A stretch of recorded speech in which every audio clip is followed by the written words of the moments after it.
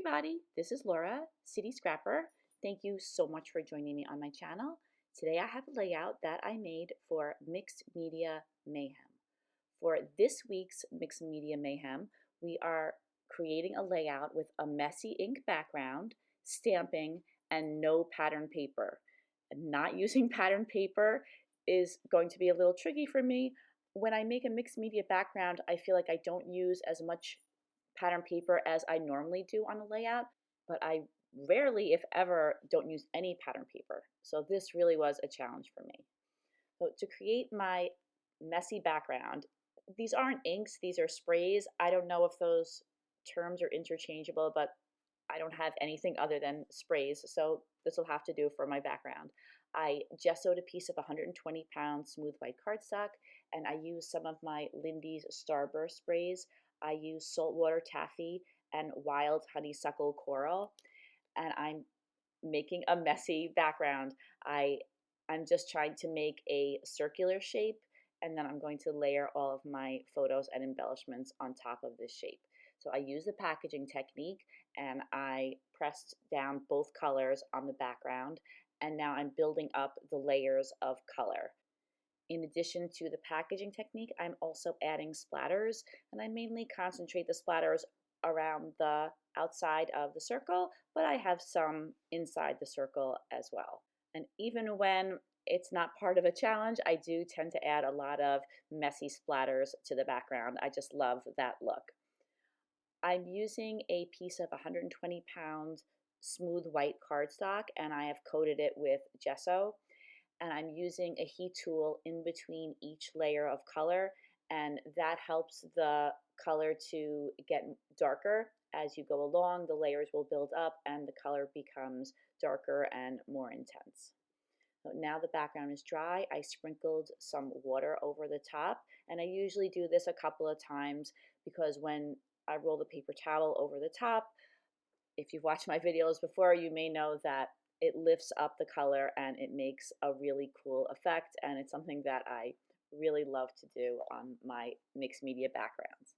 Since I had to include stamping on this layout, I started off with an archival ink, but it was a little bit too bright. You could see the spot that I made on the left hand center of the circle.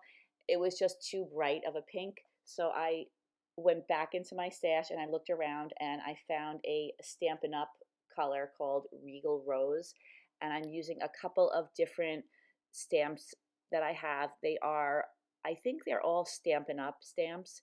I love some of those stamps for backgrounds, and I just wanted to add a little bit to the background. I often use black on my backgrounds, but I wanted to keep this one really bright, so I decided to just increase the texture rather than adding a different color to the background.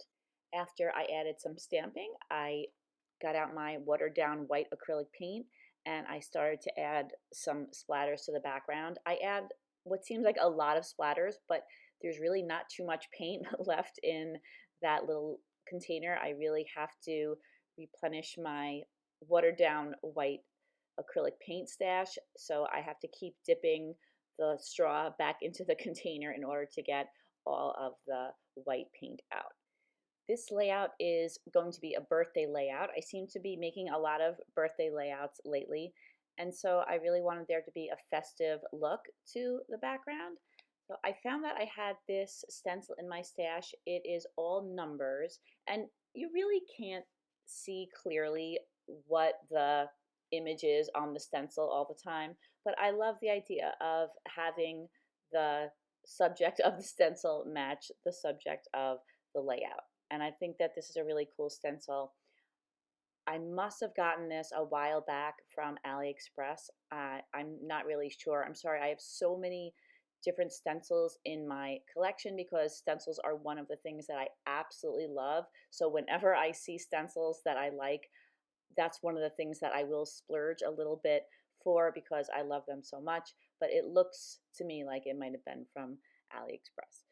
I'm using it with some Liquitex modeling paste, and I'm just covering the whole background. Usually I pick and choose where I put the modeling paste, but I decided to just cover the whole background on this one. So here I am using cardstock rather than pattern paper to build up the layers in the background. I have some yellow that's going to be in the very background, and then I layer a smaller piece of this beautiful kind of Tiffany blue color on top. I've gutted out the centers because I want to use those cardstock colors on the rest of my layout. I trimmed down the mixed media background a little bit, and I'm putting a lot of ATG adhesive on it because it is a little bit warped. I did flatten it in my laminator after I added the sprays and before I added the modeling paste, but it's still a little bit wavy. And I did find that once everything was totally dry on the background, I was able to run it through my laminator again. So I guess the key is if you put things like modeling paste and acrylic paint on your layout and you still want them to be flat, you have to make sure they're totally dry. But I don't want to guarantee any results because we're dealing with heat and you're probably not supposed to run those things through your laminator. So I have my two photos and I have them mounted on the two different colors of cardstock. And then I attach them together as one unit just to make handling and attaching down the photos a little easier. I put some fun foam behind them, and now I'm adding some ATG adhesive to attach them down. With this textured background, I'm definitely going to have to add some gel glue or some other adhesive behind the photos so that they don't come off, because it is a little hard to get some things to stick to this kind of a textured mixed media background. I'm using a pack of thickers and I'm adding this title that says free cake. And that's just something that makes me laugh because my husband used to always joke around whenever we would go to any kind of an occasion. He would say, "Oh, we got a free meal." But since my husband does most of the cooking, I think that he is just probably relieved anytime he doesn't have to think about what's for dinner. I'm adding a gold star. It says Make a Wish on it. And I believe that this is from a Momenta sticker pack that I got years ago in Tuesday Morning. And I put a piece of white cardstock behind it because you couldn't really read what it said against that pink mixed media background. So the white cardstock really helped it to be more legible. And then I also added a chipboard arch that says Happy Birthday to You. And I think both of the sentiments on the arch and the star go well with the birthday cake theme of the layout. I cut up a pocket card. I placed it to the right of the layout. It says Let's Eat Cake. And now I'm using some Paper Studio balloons and I'm placing them in a couple of different spots on the layout. I think these balloons are really cute. I don't end up leaving the majority of them on the layout because even though I really like them, I think they're just a little bit too small for the layout. They're kind of lost on the background with the large photos and the title. I just think they're a little bit too small. So I do end up switching most of the clusters out for these larger balloons. And I put one of the balloons in between the two words of the title for right now. I go back and revamp that in a little bit. But for now, I'm adding some photo corners to the layout. And of course, we couldn't use pattern paper, so I'm using an ephemera piece. There was a spot on one of the ephemera pieces that had a little bit of pattern, so I used my EK Success scalloped photo corner punch, and I punched out some photo corners with a pattern. And then I used another pocket card that was yellow, and I punched out some yellow photo corners for the other photo. And I attached all of the photo corners down. And then I started thinking that the photo corners on the right-hand photo were just a little bit too busy to go along with that busy photo. So then I peeled them all up and I switched them. And I think that that looks a lot better with the busy photo corners on the plainer photo and the solid photo corners on the photo that's a little more busy. The cake that we got my daughter Julia that year was a minion themed cake. She loved the minions. I would say she probably still loves the minions a lot. We call Julia Birdie. It's one of her nicknames, so that's why it says Happy Birthday Birdie on the cake. I found that there were some really cute little dots on this embellishment sheet. I didn't use the spirals that were on this sheet, but I did like the little pink dots. They were kind of iridescent.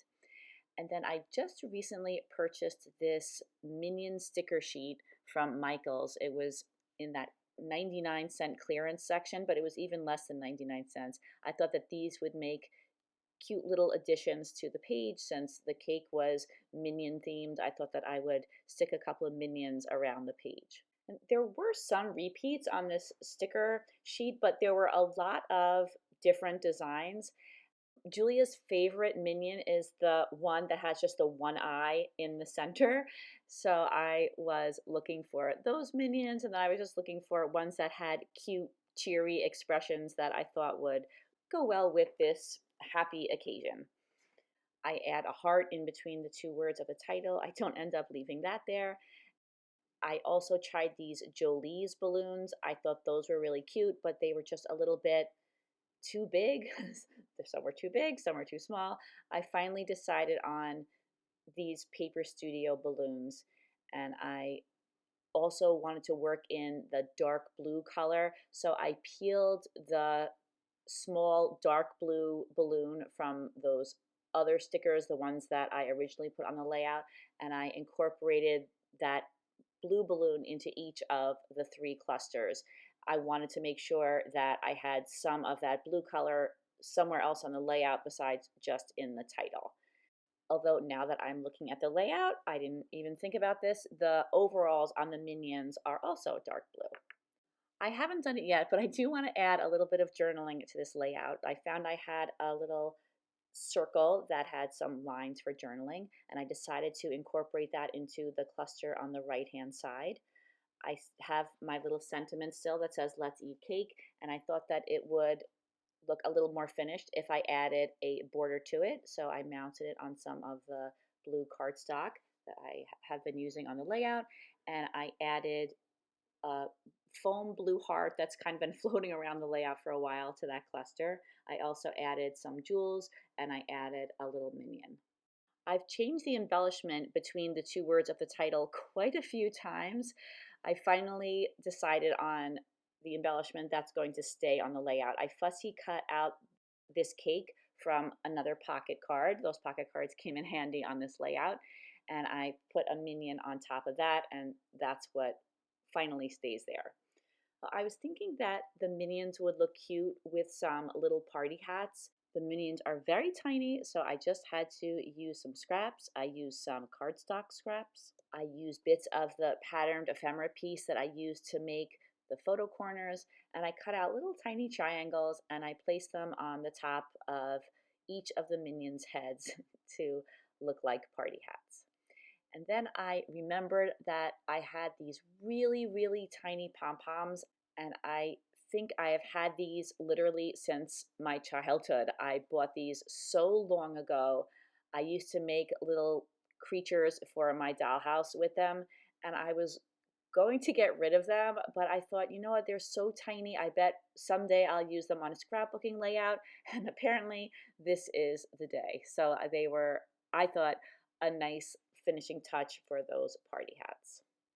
I love to add enamel dots or jewels to my photo corners. I just think that it adds a nice little finishing touch. For this layout, I wanted to continue having a lot of color, so I chose enamel dots, mainly matte enamel dots that I happen to have in my stash. I'm running low on a few colors, and I found that I had most of the colors that I wanted in a matte rather than a shiny finish, so I used those for this layout. Now that I have all of my embellishments in place, I'm moving around some of those pink dots that I put on the layout earlier. I was thinking that they might look a little nicer if they were a little closer to the balloon clusters. I didn't include all the footage of me moving the jewels around the page, but by the time I'm done, they look a little different. I put some jewels on either side of the title. I was thinking that I wanted to bring a little bit of bling down into that area. And some of the bling is flat and iridescent, and some of them are those little faceted jewels. I finally decided I wanted all of the balloon clusters to match. I switched out one of the balloons, and this layout is complete, and here are some close-ups. Thank you so much for watching this video, everyone. I really, really appreciate you taking the time out of your day to watch this video, and I really hope that you enjoyed it. Please look in the description box where you'll find links to all of the other scrapbookers who are creating layouts for Mixed Media Mayhem this week. I know we'll see some amazing layouts this month. I can't wait to watch. I hope you have a fantastic day, and I'll see you again soon. Take care, everybody. Bye-bye.